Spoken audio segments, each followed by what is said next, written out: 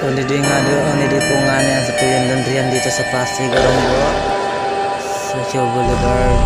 Pagkatapos tapo nga na di magbarbarbidyo, dito naman tayo pupunta sa kainan, sa kantin.